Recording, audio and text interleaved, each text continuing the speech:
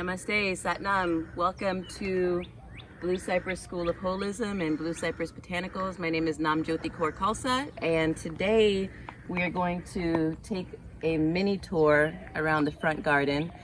And I've been just really trying to wait for the perfect time to make a video for you guys. And since I've been out here in the garden every morning, I just kind of had this revelation that if I'm waiting for the perfect time to make a video, then that time is never gonna show up. So I also have this perspective that every day in the garden is perfect. So let's head on in here and see what's going on. So we're located here in the Texas Hill Country, and the great thing about this area is that we can plant all year round. So this fall and winter, we had this really beautiful garden of greens, and so this spring we've kind of thrown a bunch more plants out here to see what kind of variety we could get to grow. So starting here in this bed, we have, all of these are beans.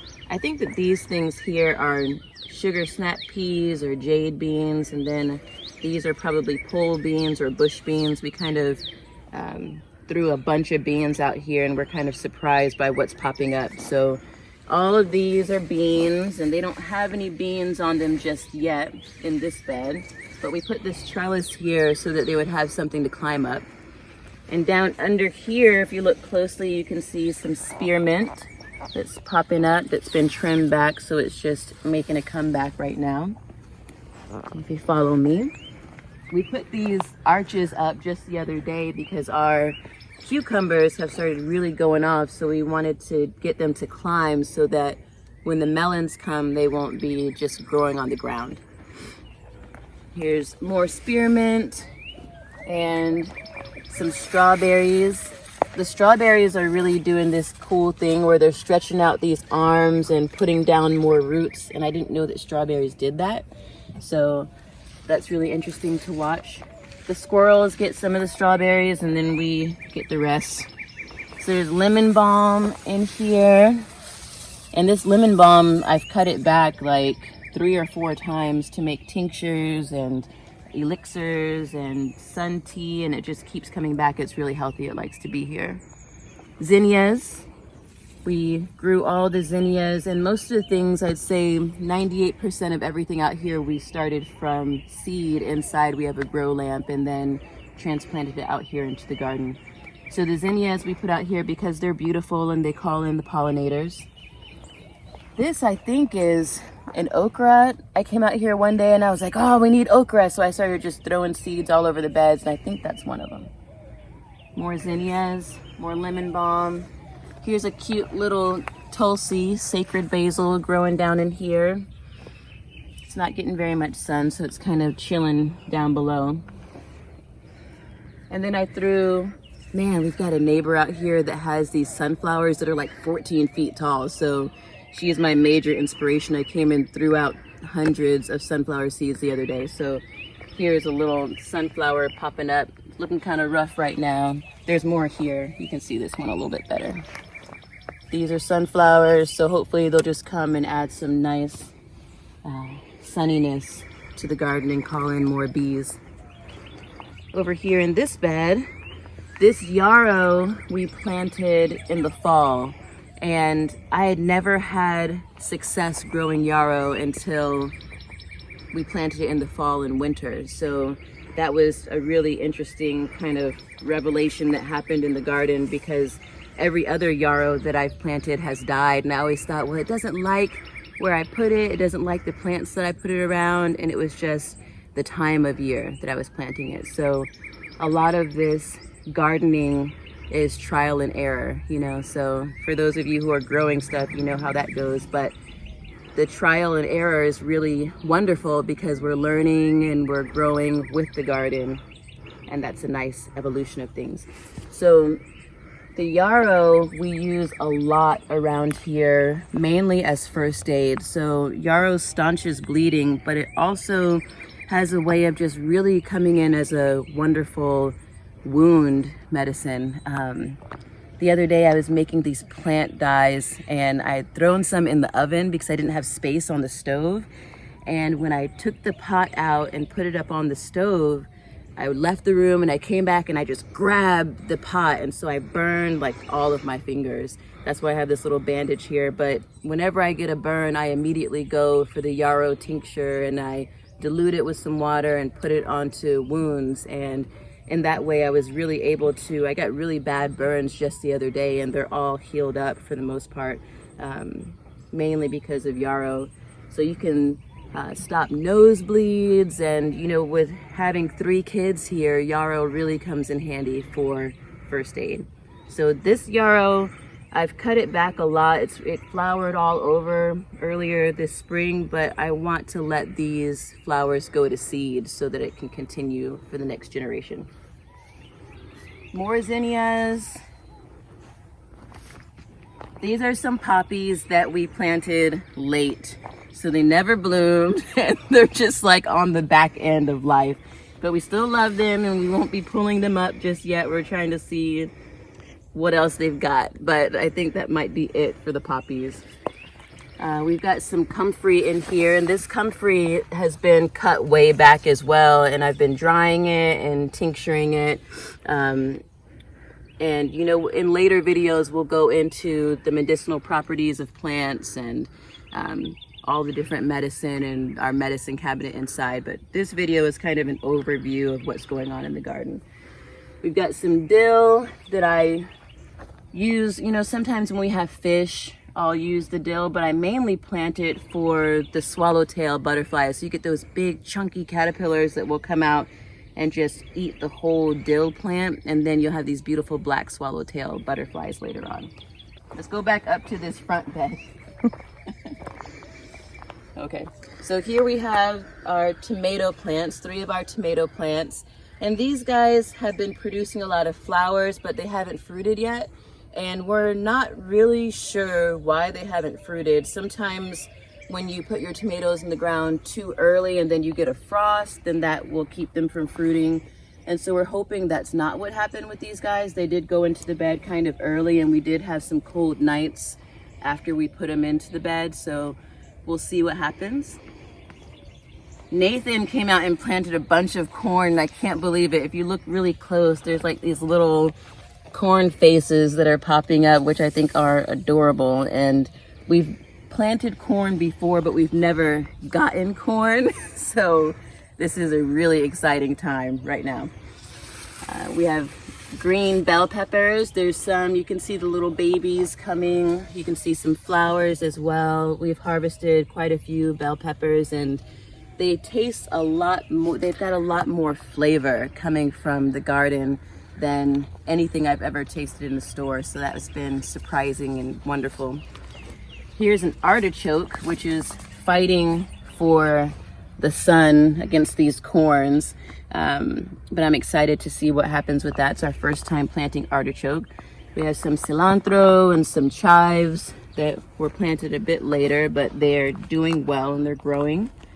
More beans. And if you look really closely, you can see the cute little beans. They're adorable. And there's some bigger ones. We come out here and harvest beans every day. So that's really something special, to just come out and grab a bean off the pole and just crunch it or hand it to the kids. It's like a quick snack food. Here are some, I think these are cucumbers. We'll see if we can find one of the melons. I also threw out a bunch of gourd seeds, so birdhouse gourds, those dipper gourds, and bushel gourds I planted. So we'll see if we can get those things to climb. More zinnias, more beans, more corn, more cucumbers. This one had a melon on it. Let's see if we can find it. Out here every day I'm like, ooh, it's popping up.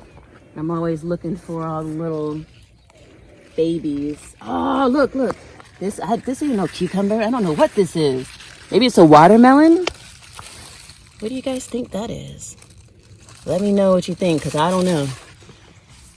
All right, let's see. Corn. Oh, look at this guy, because I have no idea what this is. Now, it could possibly be a weed, but look at these little things. These, I think, are flowers.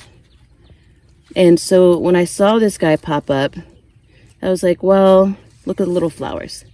Tomatillo. Tomatillo? That's my camera woman, Macon, whispering. You think that's a tomatillo? It's possible. Well, we'll see, because I was going to pull it up. I was out here weeding. I was like pulling everything out, and I saw this, and I was like, well. That's what they look like. Really? Yeah, those. I've never even eaten a tomatillo before. Yeah, they grow in a husk. Yeah, I know what you're talking about. They do look like that. Well, it's a mystery. Not as much of a mystery now, but I don't remember planting any tomatillos, so we'll see. But here's another one too. Oh, and look, this is some little chamomile that I planted from seed. I transplanted most of this into the backyard garden, so it looks like I need to come and transplant these little guys because they're not getting enough sun. More beans. Oh, look, these beans are bigger. So we can like snatch off one of these, and they're all crispy, delicious breakfast. More of the same happening over here. This watermelon cucumber thing. This little passion vine I moved just this morning because we have a lot of deer out here, which is why we have to fence everything in. We can't just like start planting and let it go because the deer will eat everything. And they were snatching the passion vine out of the ground. So the leaf was going through the fence. I wanted it to climb around this fence, and they would just take it. They don't really like to eat it. They just like to kind of taste it to see if they like it. And in the process, they just snatch it up out of the ground. So I moved it here to see if we can get it to climb this trellis. These beans are purple. We'll see if we can find one. And when you cook them, they turn green, but we don't really get around to cooking them because they're so delicious raw. Here's some basil that probably should have been trimmed back because now it's flowering and it's kind of reaching the end of its life, but it's beautiful. We'll probably just let it go. More beans, corn. Oh, zucchini. This was a nice surprise because, again, when all of this pandemic stuff happened, we were like, well, all the more reason to grow more food. And we started thousands of seeds inside. And then when they were ready, we had them all marked and labeled. But then when they started coming out here into the beds, it was really just like a free-for-all. So when this zucchini popped up, I was like, I don't know what that is. And I have a good friend in Italy. I was sending her pictures and she was like, oh, that's zucchini. So she actually gave me a recipe where you take the flowers and you dip them in flour and egg, and you can pan fry them in some butter. And that's really delicious. But if you look down here, you can see some little fruit coming, zucchini. All right, let's see if we can find a purple bean in here.